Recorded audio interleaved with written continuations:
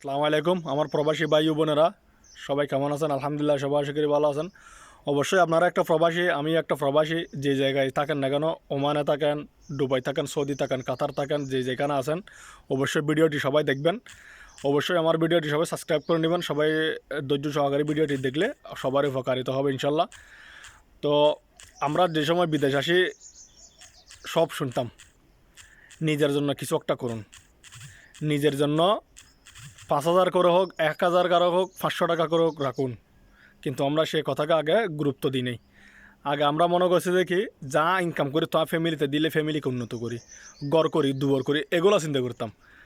কিন্তু আপনি আগে যে আপনি বিদেশ এসে একটা না 4 বছর 5 বছর যে বিদেশ করে যে গেছেন বাড়িতে, আপনি হয়তো মাসে 1 লাখ কামাতে পারেন, হয়তো আপনি 80,000 কামাতে পারেন, হয়তো আপনি মাসে 60,000 কামাইতে পারেন। এরকম ইনকাম করছেন, ইনকাম করে বাড়িতে সারা বছর টিকে দিছেন। দিছে আপনি যখন বাড়ি যাবেন 1,000 টাকা খুঁজলে আপনাকে দরমন্দ বলবে, দরমন্দ কথা বলবে। আর আপনি আগে কি করছেন, আপনি যখন বিয়ে করবেন, আপনার যখন বাচ্চা হবে, আপনি আগে কি করছেন সে কথা সবাই ভুলে যাবে। আপনার এখন বর্তমানে কে কী করতেছে তার কথা বলবে, মিনিটে মিনিটে তার কথা বলবে। কিন্তু আগে যে করছে তার নামটা আর থাকবে না, তার নামটা তখন খাতা থেকে মুছে যাবে। ফ্যামিলিতে মা বাবা ভাই বোন সবার কাছ থেকে মুছে যাবে এই কথাগুলো। আপনি যে রক্ত মাংস যে ফানি করে যে আপনি যে পয়সা ইনকাম করছেন, ফ্যামিলিকে যে দিছেন, ফ্যামিলিকে যে চালাইছেন, সব কিছু যে হয়েছে, হ্যাঁ, দুঃখ দুঃখ কষ্ট যে হয়েছে, হ্যাঁ, যতটুকু পারছে সেতটুকু করছে, তাইলে সেই দিনটা গেল কোথায়? সে দিনটা আর গেল কোথায়?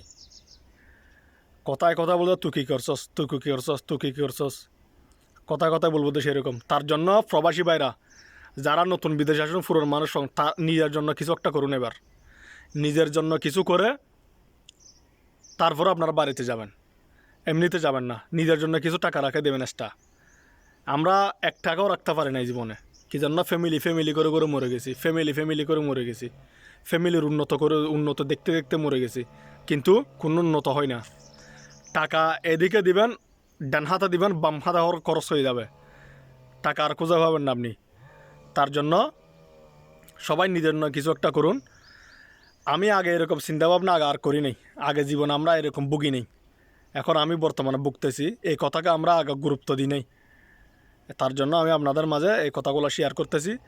অবশ্যই অবশ্যই সবাই ভিডিওটি সম্পূর্ণভাবে দেখবেন। আর ঘরের মধ্যে যদি যদি বোনের মতো যদি বোন যদি না হয়, আপনার ফ্যামিলিকে ধ্বংস করে ফেলবে। বোনের মতো বোন যদি ফ্যামিলিতে যদি না হয়, আপনার ঘরকে ধ্বংস করে ফেলবে। এটা শ্বশুর বাড়িতে মনে করেন আপনার বোনকে বিয়ে দিয়েছেন, যদি এটা বাড়িতে যদি বোন যদি থাকে, ঘর শেষ। এটা আর শান্তি, এখানে আর শান্তি হবে না। কিন্তু কতটুক বোন আছে সম্মান চিনে, কতটুক বোন আছে লজ্জা চিনে, তারা কোনো সমস্যা করে না। কিন্তু কতটুক মানুষ আছে ল্যান্ডার মতো,